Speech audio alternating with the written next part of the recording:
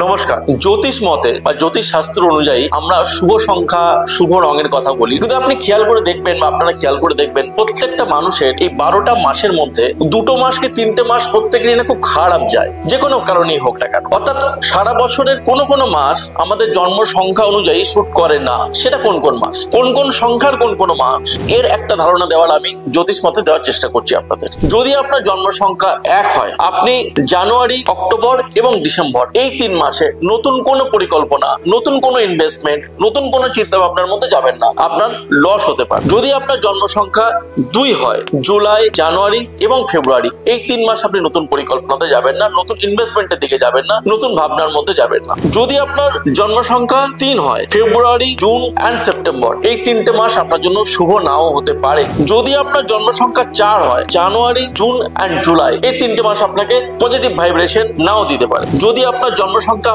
5 হয়, June, September and November এই 3টে মাস কিন্তু আপনার ফেভারে নাও থাকতে পারে।